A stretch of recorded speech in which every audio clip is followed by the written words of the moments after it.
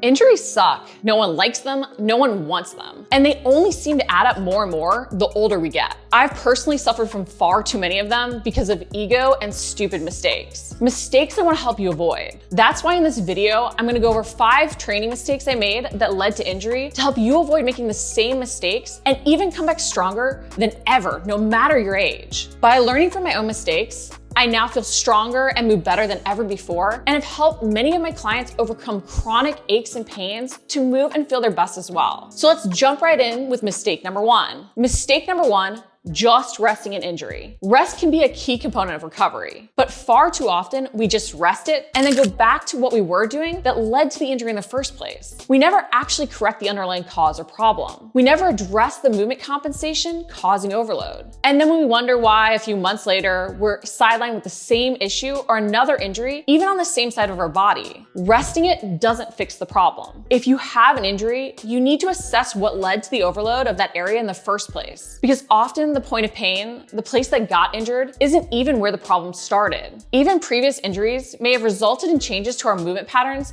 leading to the issues we now have. Like that ankle sprain you got years ago, you never rehabbed, may be why you have hip or lower back aches and pains now. So instead of just resting an area, or even if you do need to rest to start to recover, focus on taking things back to basics and doing the rehab work to improve your mind-body connection and make sure you're performing exercises correctly. You want to come back to training and work on improving and retraining proper movements over just going back to what you were doing, and regress to progress. Start back slowly to make sure you're building up using the correct muscles to power moves. Which brings me to mistake number 2, focusing only on proper form. The more advanced an exerciser you are, the more you know what proper form should be, and the more you can also cheat and compensate. So picture perfect form doesn't always mean we're using the correct muscles. And this ability to mimic proper form is also why you can get injured while saying, I have great form with moves. I know what I'm doing. Too often we force a movement pattern we can't fully control, which leads to us overusing muscles not meant to handle the load, or seeking out mobility from joints that aren't meant to help us with that range of motion. It's why we may feel our lower backs as we try to extend our spines to perform bent over rows with a straight back. If we have limited thoracic mobility due to hunching over a computer, we may end up overarching our lower back to compensate. This can then lead to us overusing our lower back and ending up with back pain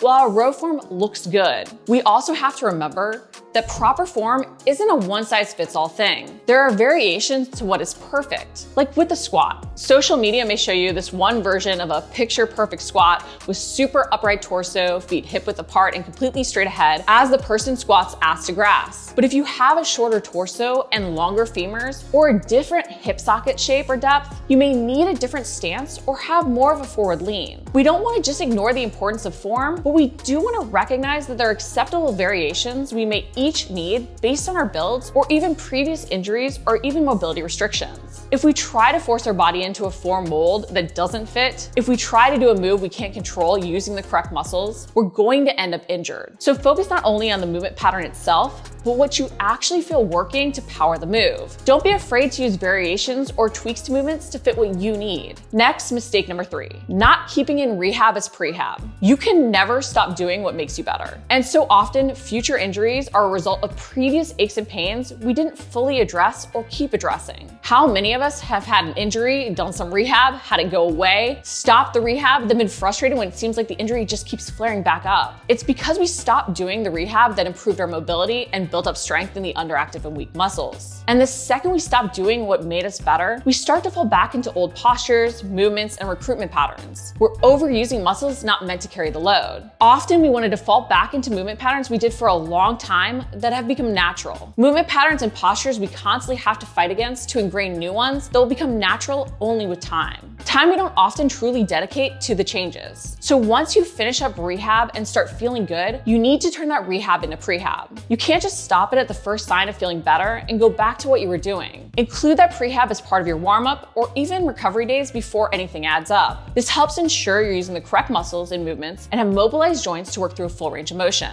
And if you do feel any aches and pains starting to slightly reappear, whether you've spent longer hours at your desk or have been traveling out a bit lax in your prehab, step up that mobility and stability work and assess what other moves in your workouts you may need to modify to address what's going on. But don't think just because you did some physio or rehab for a bit, the issue is magically solved forever. We get good at what we consistently do, and we need to keep doing those boring basics to maintain the foundation we built. And while prehab and mobility work are key, we can't out-rehab our daily movements and the way we train in our workouts. This is why you have to be conscious of mistake number 4, not checking your ego at the gym door. Trust me, I want to push hard in my training sessions, and I know ego can push me to want to eke out an extra rep or use a heavier weight even as my form breaks down. There are definitely those workouts where I finish a set and I know I wasn't engaging the correct muscles as I got tired, yet I pushed through anyway. This happens because we want to see results and we want to see them now. But there's a fine line we have to tread when it comes to pushing hard and pushing to a point where we're ultimately creating overload and pain. We need to focus on being intentional with our workouts and make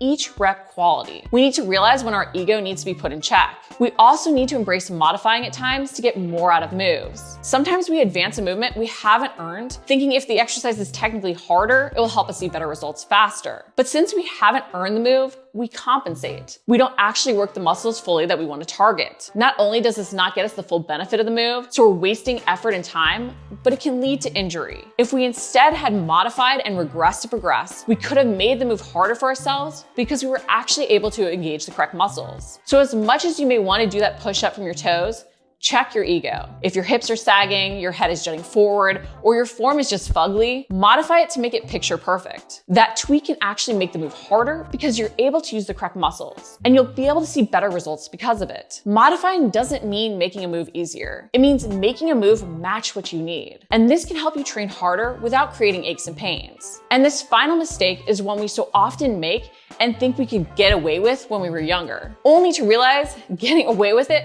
may be why we have more aches and pains now. Mistake number 5, not doing a proper warm-up. Ever go into your workout without doing a warm-up because you're short on time and feel like it takes multiple rounds of your training session or even half your workout before you're feeling warm and squatting as low as you'd like? Well, not only did you end up wasting half of your workout time by not wasting time warming up, but you also put yourself at greater risk for overload and injury. We have to recognize that our bodies aren't primed for the movements we're about to do because we spend our days driving in a car, hunched over a computer, or doing other repetitive movements and suboptimal postures. So that heavy overhead press you want to perform that keeps hurting your shoulder or neck or back may be because you aren't addressing your hunched over desk posture and first working on your thoracic extension. You aren't doing the mobility work to properly press overhead and engage your upper back while having proper scapular control. But all you need to do to fix this is include foam rolling, stretching, and activation in your warm-up prior. And do so consistently. Your warm-up is the time you address daily postures and ready your body for the movements you're going to do.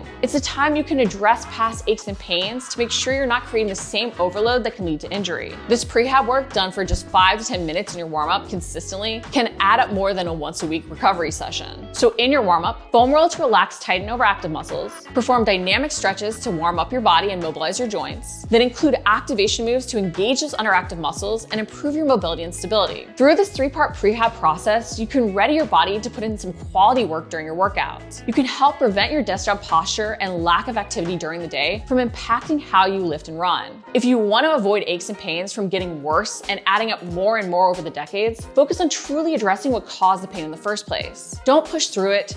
Don't skip your prehab. Focus on what you feel working in movements and never stop doing what made you feel better. If you liked the video, make sure to like it, comment below if you have any questions, and subscribe. We're posting new videos each week.